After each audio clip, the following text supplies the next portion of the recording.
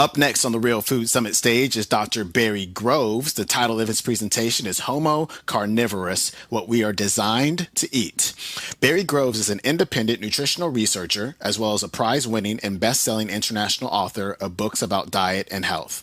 He has lived on, researched, lectured, and written about a low-carb, high-fat diet for over 50 years. He is also a director of the Foundation for Thymic Cancer Research, a founding member of the Fluoride Action Network, a founding member of THINKS, the International Network of Cholesterol Skeptics, and an honorary member of the board of the Weston A. Price Foundation. For relaxation, Barry took up archery in 1982.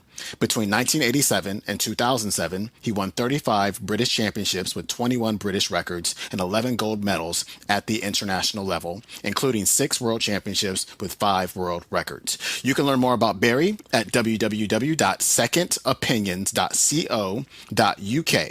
Again, that's www.second-opinions.co.uk. Barry has elected to give his presentation without question, so here's Barry. First of all, Sean, I'd like to thank you for asking me to give this presentation, which I've called Homo Carnivorus. The spelling of carnivorous I know is wrong. It's intentional to sort of Latinize the word. Anyway, let's get on. Over the last century, dietary recommendations have been somewhat chaotic, to say the least. We went from eat more meat, milk, full cream of course, you couldn't buy skim milk, that was fed to pigs, more eggs and more butter until the 1970s. In the UK we had fried breakfasts, we went to work on an egg, we had bread and dripping. All that changed in the 1980s when there was a complete reversal of those recommendations. And today there is a great deal of confusion about what we humans should eat to be healthy. The official line, as I'm sure everybody knows, for the last 30 years has been that we must cut down on fats, particularly saturated fats, avoid red meat, and eat a diet that is based on lots of starchy cereals, bread, pasta, rice, things like that, and of course lots of fruit and vegetables. Others point out that since we followed those recommendations over the last 30 years, obesity, diabetes and a host of other diseases have all increased dramatically. They say we should cut down on carbs and eat more fat. I'm one of this latter group, and I want to tell you why I believe that our current so-called healthy ideas are so wrong, and what we can do to regain our true health potential. Now, to do this, I want to look at our history and at the way our bodies work. So, if you ask the question, what should we eat? The answer surely is we should eat what we're designed to eat. The question then is, what are we designed to eat? What is our natural diet? Many claims have been made stating that the natural diet of humans is or should be all sorts of things. They vary widely from carnivore to vegetarian to fruitarian. There are even people called breatharians who believe it's possible to live just by breathing. You can get all the proteins, minerals, energy, everything you need without eating anything at all. Seriously, they do exist. Probably not for very long. Others will say perhaps that we're all of them, that we're all individuals. One size doesn't fit all. You have to have a diet designed especially for you personally because we're all different, and this has led to another fad called body typing. Well, to see which of these is correct, I think we must look at human diets from prehistory and at cross-cultural dietary comparisons of primitive and modern societies. It's also useful to consider the diets of mankind's nearest relatives, the other primates, because we are a primate, and at how our bodies are designed. The first point to note is that this topic should not be at all difficult. We've made it complex, but nature is really simple.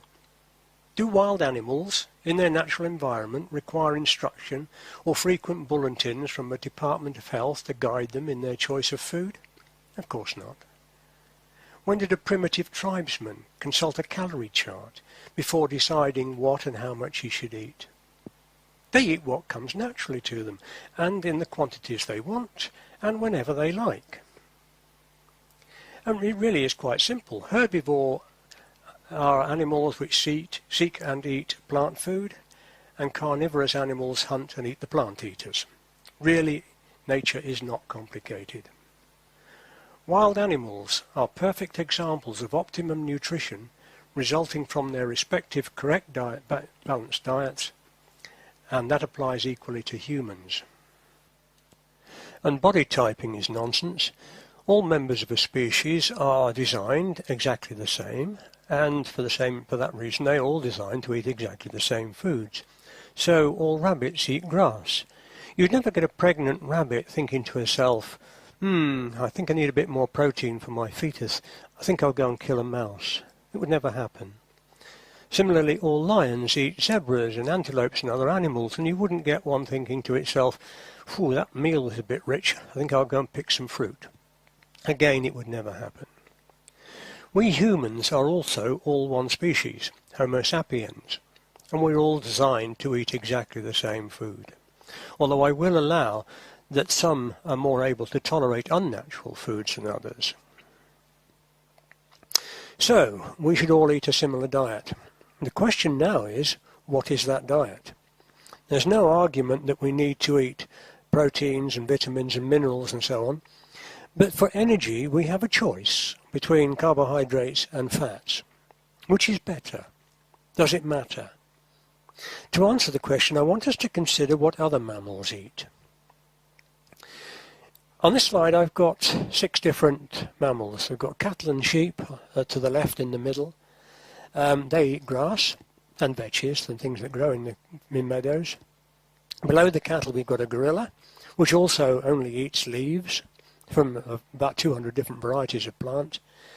Next to the gorilla we've got lions, which eat normally warm-blooded animals, antelopes, zebras and so on, which we know have saturated fat in them, and the polar bear eats seals, which of course are very fatty, and the Maasai warrior above the seal lives in his natural state on the blood and milk of his cattle. And the milk is a very high-fat milk, about 8% fat, as opposed to our 3 to 4% fat. So which of these animals do you think eats a high-fat diet, is designed to eat a high-fat diet?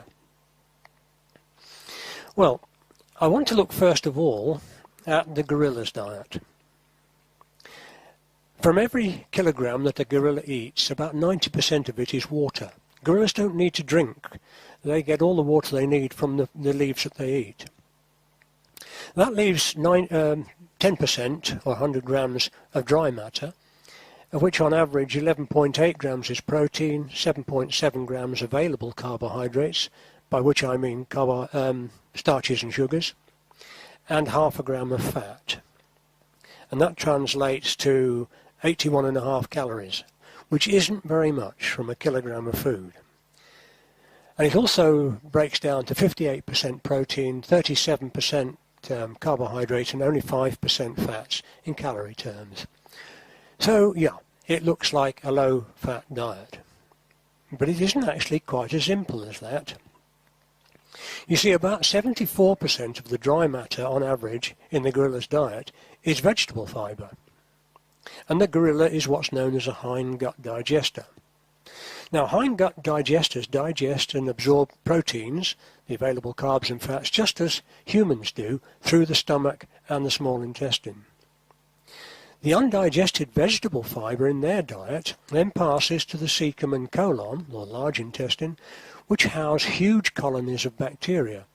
And it's here that the fibre is fermented to produce short-chain fatty acids, which are then absorbed into the body to be used as energy.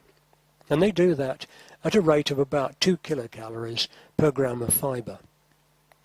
And this changes the whole picture. If we refer back to the energy figures from a couple of slides ago, we must now add the short-chain fatty acids, 148 kilocalories, and these almost treble the total energy which the gorilla gets from its diet, which makes it look a bit more sustainable. But it does more than that. It alters the whole macronutrient profile.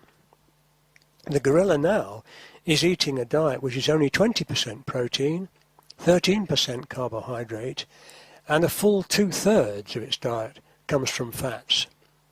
And since all short-chain fatty acids are 100% saturated, that's almost entirely saturated fat.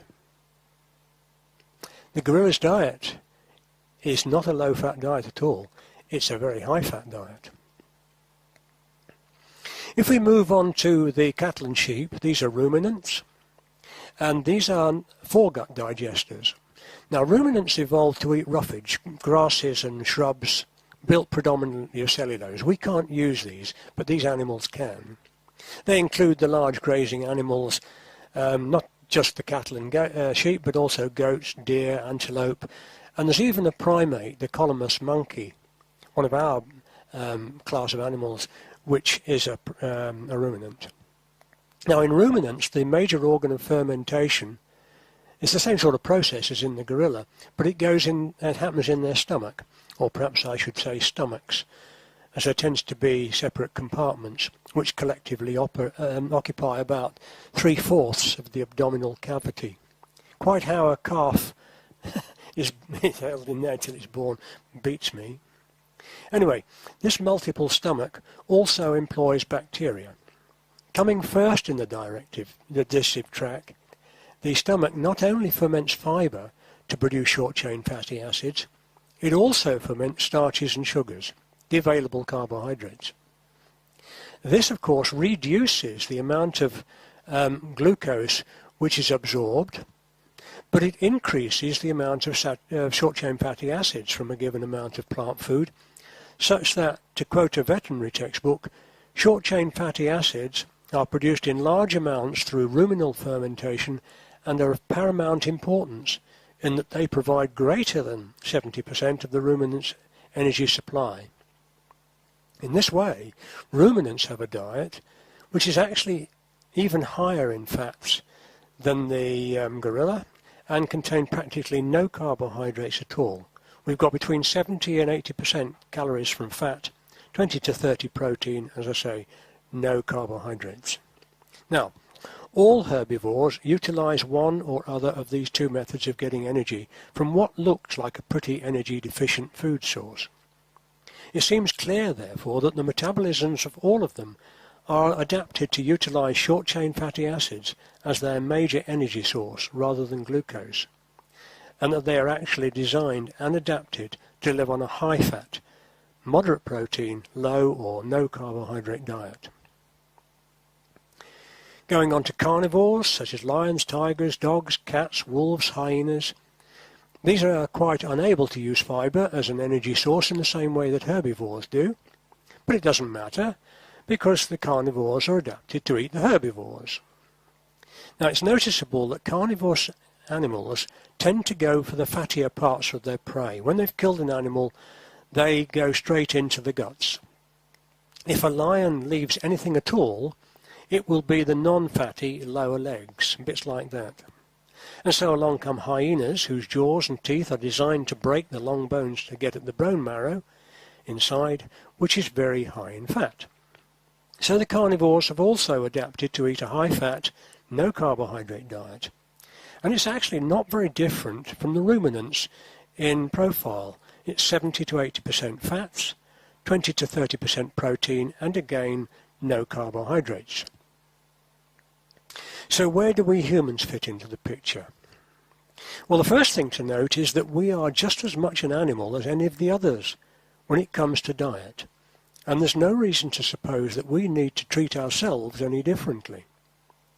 This is borne out by observations by anthropologists and medical missionaries over a couple of centuries who all related that primitive human cultures also ate and preferred high-fat diets.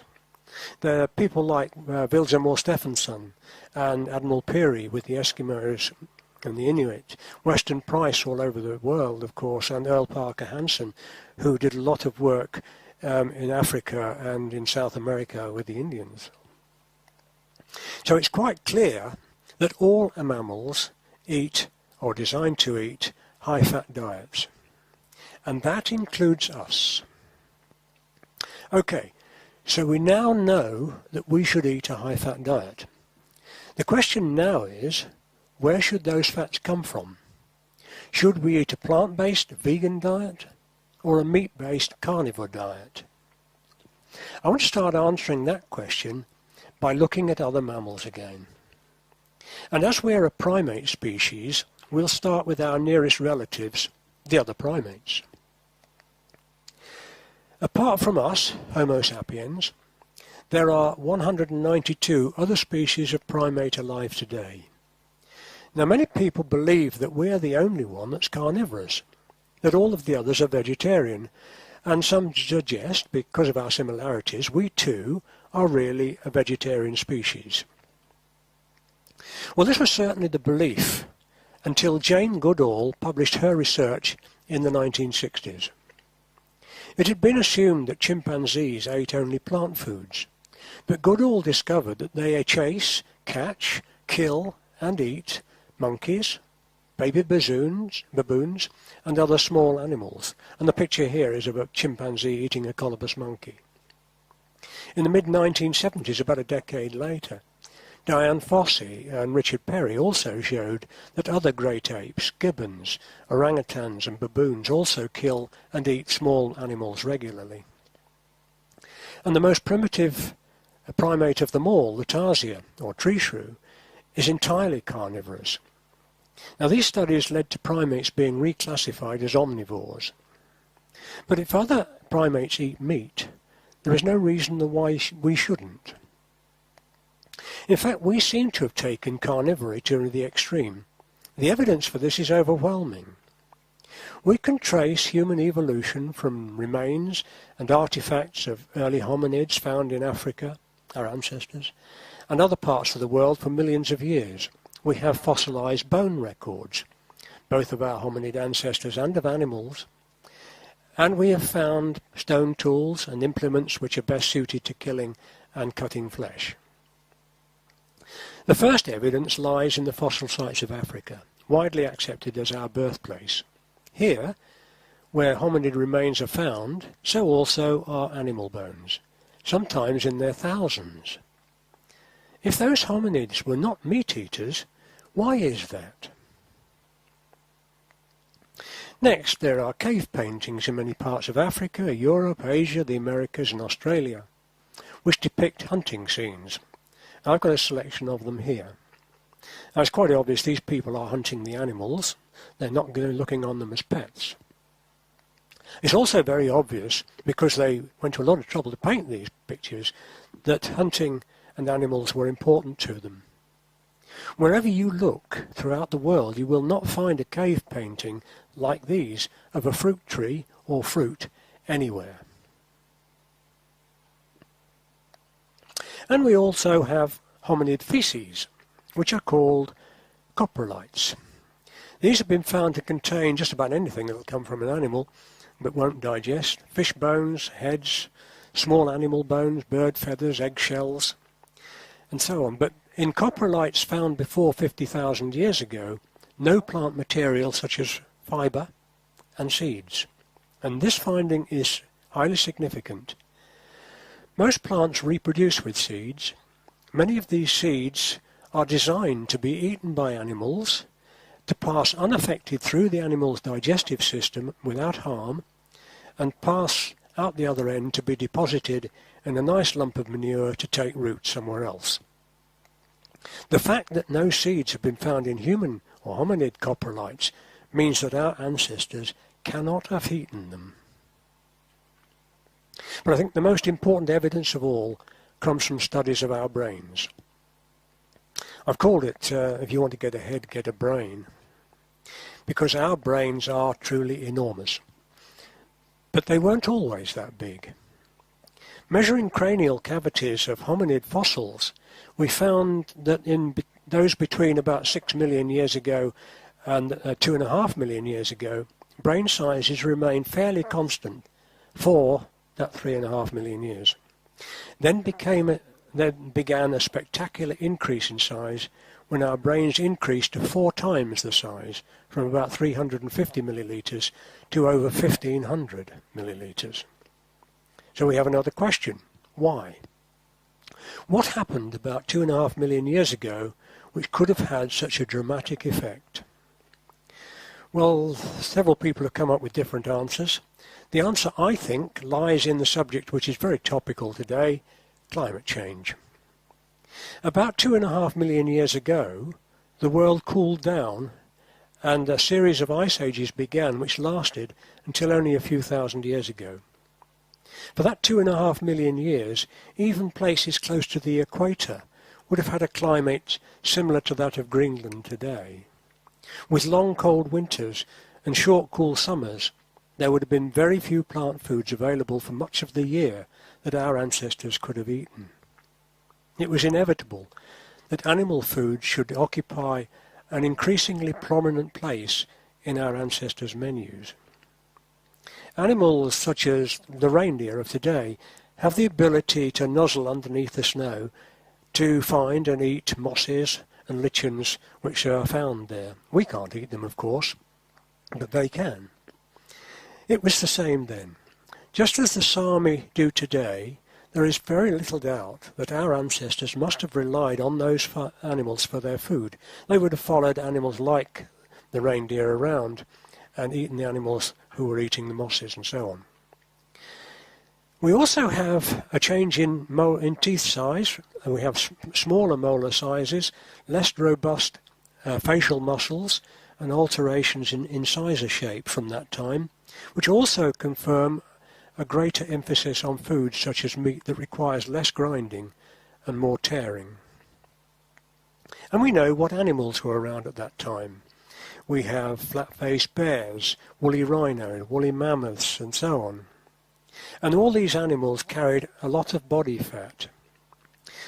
An increasing proportion of meat in the diet would obviously have provided more animal protein, a factor perhaps related to the increase in stature which accompanied the transition from Australopithecines through Homo habilis to Homo erectus and modern man. All Ice Age animals also carried substantial amounts of body fats, both as insulation against the cold and as energy reserves. This greater availability of animal fat was a more important dietary alteration, I think. We know that early hominids broke skulls and long bones to get at the brain and marrow fats from a broad range of animals. These and other carcass fats were probably as much prized by them as they are by modern human hunter-gatherers today.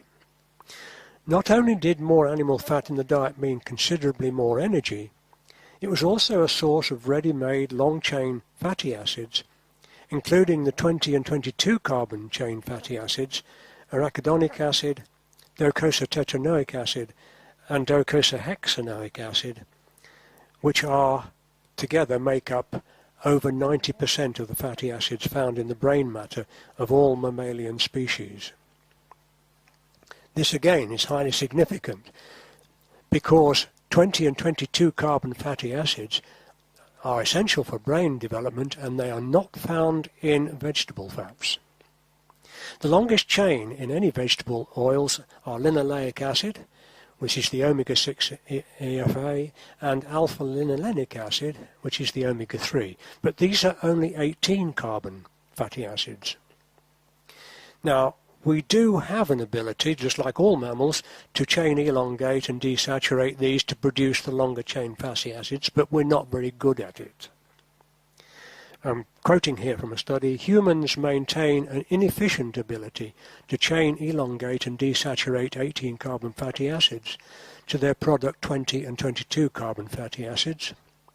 Preformed dietary 20 and 22 carbon fatty acids were increasingly incorporated in lieu of endogenously synthesized fats derived from 18 carbon plant fatty acids.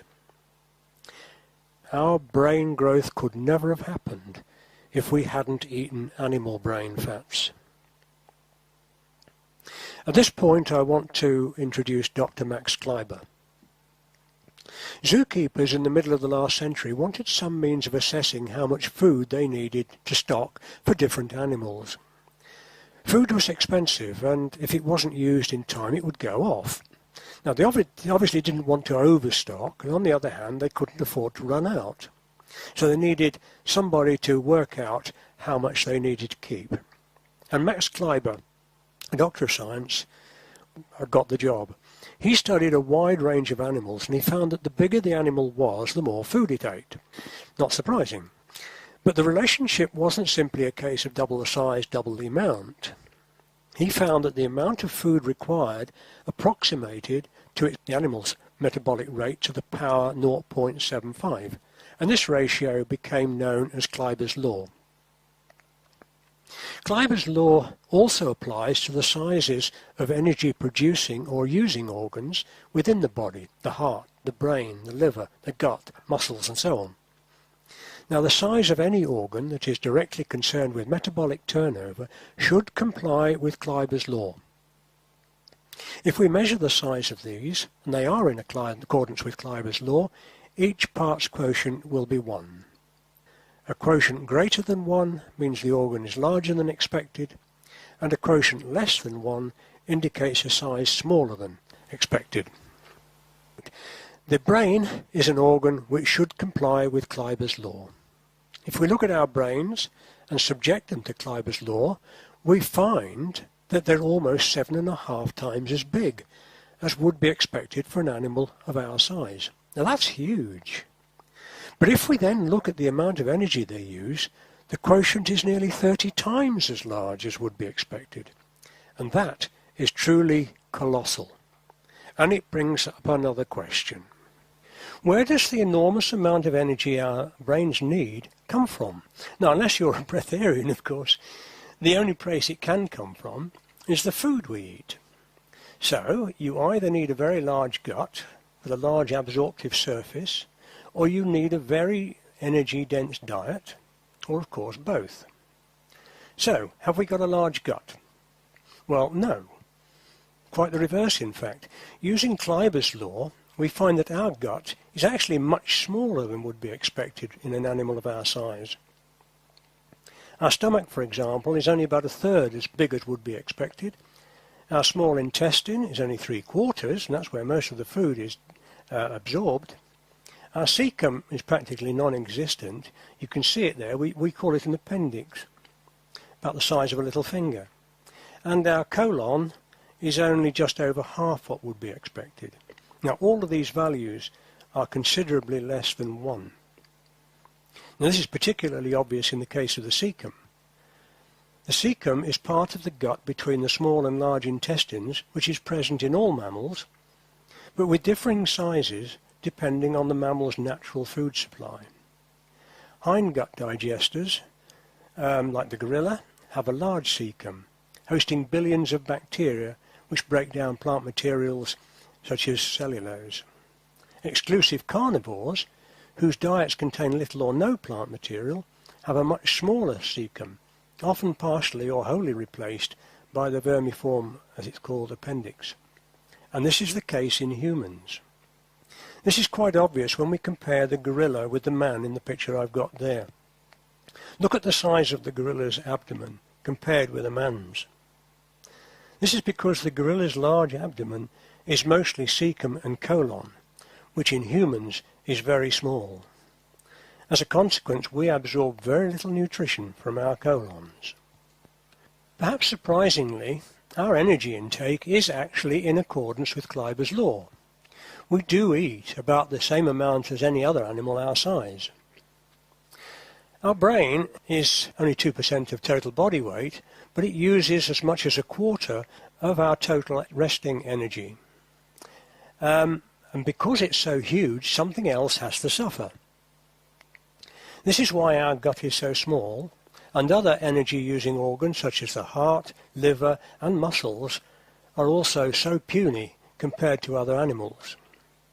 If we put all this together, we can only come to one conclusion. For the absorption of sufficient energy and nutrients for our bodies to function properly, our food must be very nutrient and energy dense. Now, the only macronutrient with sufficient concentrated energy for this is fat. And fat meat is the only practical source, as eating plants would increase the consumption of carbohydrates and fibre. And indeed, we have a very long love affair with fat.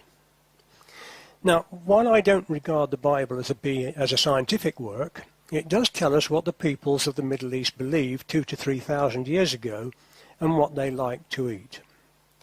The first indication that fat was prized comes from Genesis, with the story of Cain and Abel and the account of the first recorded offering to Jehovah. And Abel was a keeper of sheep. In other words, he was a carnivore, if you like, but Cain was a tiller of the ground. He was a vegetarian. And in process of time it came to pass that Cain brought of the fruit of the ground an offering unto the Lord. And Abel, he also brought of the firstlings of his flock, and of the fat thereof. And the Lord had respect unto Abel and his offering, but unto Cain and to his offering he had not respect. This story tells us two things. Firstly, it represents the preferences of the Hebrew people themselves when they were living in the region of Babylon and Egypt. Meat and fat were regarded as superior to vegetables. Secondly, the inclusion of the words, and of the fat thereof, means that Abel didn't only bring lambs, but also more fat separately as an added superior gift. Biblical sheep, by the way, were the fat-tailed sheep, which I've got pictures of there. They were prized highly in biblical times, and they're still found in Syria and Palestine today. And further on in Genesis, we learn by inference that both Jews and Egyptians thought well of a high-fat diet.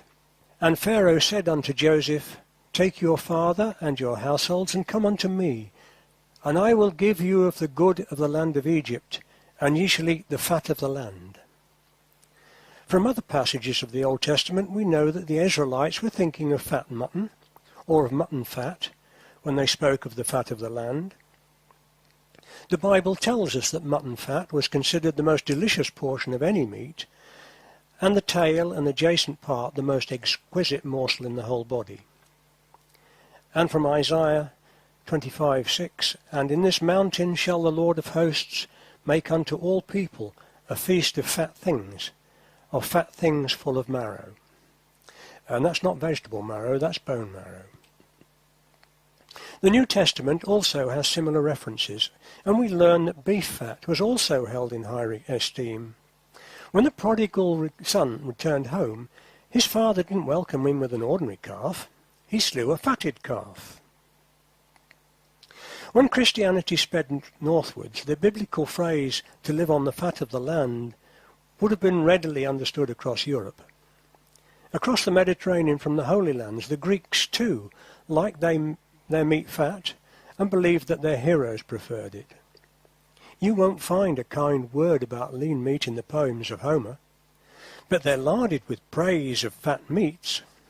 Take the Iliad, written about 850 BC, in which we read of Agamemnon, who slew a fat bull of 5 years to the most mighty Cronion, and Patroclus cast down a great fleshing block in the firelight, and laid thereon a sheep's back, and a fat goat's, and a great hog's chine, rich with fat.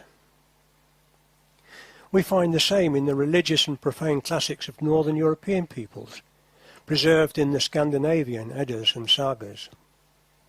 One Icelandic poem reads, There, in Valhalla, in paradise, the feast will be set with clear wine, fat and marrow. Again, that's bone marrow, not the vegetable kind. And the earliest Indo-European scriptures, the Vedas Upanishads from around 2000 BC, also contain some very interesting observations regarding food. Meat, both wild and domestic, was highly prized, despite the fact that agriculture was also practiced at that time. There were many references to clashes between tribes in protecting the forest where wild game was available. And it's actually interesting that some of the old medical manuals were so sophisticated as to give us insights into the problem of tooth decay in the early days of agriculture. Royalty of the period, with abundant access to sweet and acidic fruit, had famous toothaches. Medicine men with narcotic painkillers were in very high demand in those days. And it's the same south of the equator. The Norwegian explorer and scientist Dr. Carl Lumholtz reported the same was true in the southern hemisphere. When he was with the tropical forest-dwelling Aborigines of northern Australia, Lumholtz tells how they lived mainly on animal food, and never ate anything from a plant source if flesh was available. Lumholtz also noted that the Aborigines ate their meals rather like children will, the best bits first, and that was always the meat, and the fatter the meat the better. In the 20th century, Sir George Hubert Wilkins, Australia's most famous explorer, conducted a 2-year expedition for the British Museum in northern Australia, and Sir George confirmed Lumholtz's findings, and added certain observations along the same line. The Aborigines were cannibals, and the missionaries were having some difficulty breaking them of this habit. Sir George noted that when a thin man died, all that was needed was a stern word from the missionaries, and they would leave the corpse alone. But when a fat man was buried, the missionaries had to stand watch over the grave for a very long time, because even after some months, the Aborigines would dig up fat corpses. And there are many other peoples today who live on nothing but meat. The Lapsang Sami of northern Scandinavia, the peoples of Siberia, the Inuit of Greenland, and the Canadian North all live entirely on animals and fish even today. The American Plains Indians ate buffalo, either fresh or made into pemmican, until only a century ago, and all of these were healthier than they are now. Many peoples in the tropics also eat a carnivorous diet. Marsh Arabs, Berbers, Naga, Maasai, Samburu, and so on. South American gauchos, I've got one there on the right, who are largely European stock, also live almost exclusively on beef, and there are many, many more. In Britain, we also used to like fat. In English speech, fat food was called rich food. This was the highest praise. In 19th century Britain, the most esteemed part of the diet was fat.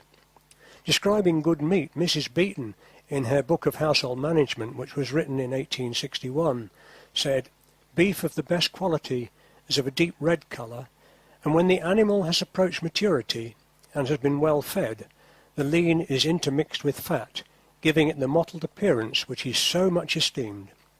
If meat didn't have much fat, that was a sign of poor quality."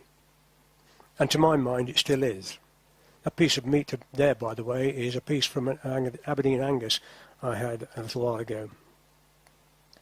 And dietary recommendations in this country, shaped by Sir John Boyd Orr's work, advising a high-fat diet, well into the second half of the 20th century.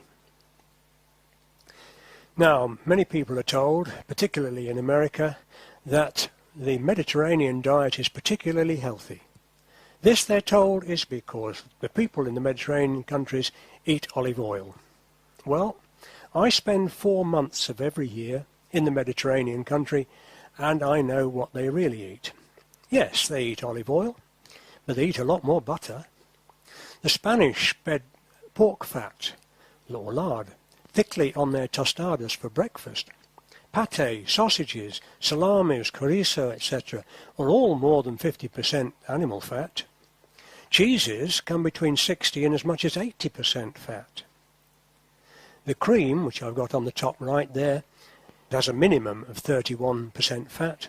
Unfortunately, 35.1 is also the maximum. At home, in Britain, I use British double cream, which is 48%.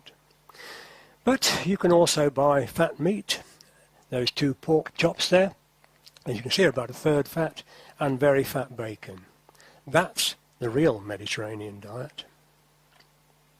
To summarise then, this evidence tells us that fat has played a major part in the diets of peoples of every inhabited continent across the globe, from the Arctic to the equator, and from primitive to civilized, for the whole of our existence as a species. As my mentor, the late Dr. John Yudkin, once said, fat is the most valuable food known to man. But with the advent of healthy eating, all that seems to have been forgotten, changing so radically from our accustomed high-fat diet to one unnaturally low in fat. Not only have we lost the benefits from the fats we used to eat, we've replaced them with a source of energy for which we are genetically ill-prepared: carbohydrates, starches, sugars, fruit. And carbohydrates are very far from healthy. The polyunsaturated margarines and cooking oils we now eat, because we mustn't eat saturated fat, are also very different from those of our evolutionary background. Now, with that background, it's no wonder that the present-day dietary recommendations are having the effects we can see all around us, but it shows in other ways. Our ancestors' brain size reached its peak with the first anatomically modern humans of approximately 90,000 years ago. They then remained fairly constant for a further 60,000 years. Over the next 20,000 years there was a very slight decline in brain size of about 3%, and then the rate of shrinkage quickened markedly from about 10,000 years ago. So again, we have to ask the question, why? Well, 10,000 years ago was the time when the last ice age finished and the world began to warm up. It was the beginning of an agricultural revolution, a transition from nomadic hunting and gathering communities and bands to a more settled life of agriculture and animal husbandry. And it heralded a dramatic change in our lifestyles and our food supplies.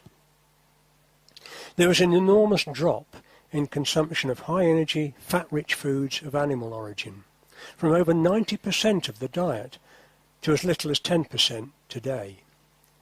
And that was coupled with a large rise in grain consumption, cereals, which are not only less energy dense, but also deficient in vitamins, minerals, essential amino acids and fatty acids. Today, cereals are by far the largest source of food in the world, far bigger than all the other classes put together. And meat, even if you include milk and eggs, comes a very lowly fourth. We probably eat more sugar than meat today, and the meat that we do eat will be lean with the fat cut off, and it shows. Over the period, our brains have shrunk by 11%. Other things in history have also helped destroy our brains. About 200 years ago, the Industrial Revolution heralded a second dietary revolution, which had two powerful but opposite effects on our health. Industrialized countries, with their increased wealth, no longer had to rely on home-produced seasonally dependent foods. They could import what they wanted and could look forward to going through life without ever having to be hungry again. Until then, we ate the fruit that we could pick from hedgerows, blackberries, sloes, crab apples, all of which are not very sweet. With the international commerce, however, came new, sweeter fruits which tasted nicer. As a consequence, people changed from eating what they needed to eating what they liked. And if they still ate the indigenous fruits, they put sugar on. The next change in our diet, it speeded up much quicker when a new disease, which we now call coronary heart disease, or CHD, suddenly took off in the 1920s across the industrialized world and became a major cause of premature death. This graph I've got here is from England and Wales. Graphs for the United States and other industrial countries are something similar. Now, this new disease was very worrying because doctors really hadn't got a clue what was causing it. In 1953, an American doctor, Ansel Keys, used data from 6 countries to prove, he said, that increasing levels of fat eaten was the cause of the rise in coronary heart disease in those countries. This study, however, is quite fraudulent. At the time Keys did the study, in 1953 or the early 1950s, there were data from 22 countries he could have used. He didn't use those which didn't fit with what he wanted to show. Now, I've put 2 of them in here. For only 2 reasons really. They both begin with the same letter and they're both European. These are France and Finland. As you can see, Finland has about 10 times as many heart deaths as France, even though the Finns actually ate slightly less fat. And if you use all the data replotted 4 years later, it is clear that there's absolutely no correlation at all between fat intakes and heart disease. Nevertheless, the fat causes heart disease hypothesis was persuasive. If Keys was right, that gave the doctors an easy out. All they had to say was, don't eat so much fat and you'll be all right. Although this has never been proven, it still rules our lives today. So we have evolved over several hundreds of thousands of years to eat and cope with animal fat. Despite this, doctors argue that the cause of heart disease is too much animal fat. Surgeon Captain Trevor Cleve, back in the 1960s, said, however, for a modern disease to be related to an old-fashioned food is one of the most ludicrous things I ever heard in my life. Of course, he's right. They also say that it's a result of a lack of polyunsaturated plant oils, such as corn oil, safflower and sunflower and canola oils. But think about it. How can this present epidemic be caused through a lack of something we've never eaten? And then in the 1980s, healthy eating was introduced, and we had carbohydrate-based low-fat foods, and things got worse for our health even quicker with healthy eating, which recommended this sort of a diet. And we can see the consequences of this all around us. There's been a dramatic rise in a whole range of diseases. Obesity is the most obvious one. Diabetes, heart disease. We get 3 times as many cancers now as when healthy eating was first introduced, and there are many more. And then in the late 20th century, the pace at which our diet became increasingly unnatural quickened. Science made possible the production of synthetic foods that had the appearance, texture and taste of the real thing, but very few of the essentials, the proteins, the fats, the vitamins, the minerals, and so on. Give you an example, I like cream in my coffee and on fruit. So when I was in the States a few years ago, I tried to buy some, only to find abominations like fat-free sour cream. Now, how can you have a fat-free cream when cream is fat? Just look at it. I read the label. It said cultured low-fat milk, modified cornstarch, whey protein concentrate, propylene glycol monoester, artificial colour, gelatin, sodium phosphate, agar gum, xanthan gum, sodium citrate, locust bean gum, vitamin A palmitate. Just look at those. It doesn't contain any real food at all, just a mixture of rubbish and chemicals. It's no wonder we're becoming so ill. And then a study published in Neurology in 2008 showed that our brains are now shrinking much faster still. This was a 5-year study of volunteers aged between 61 and 87.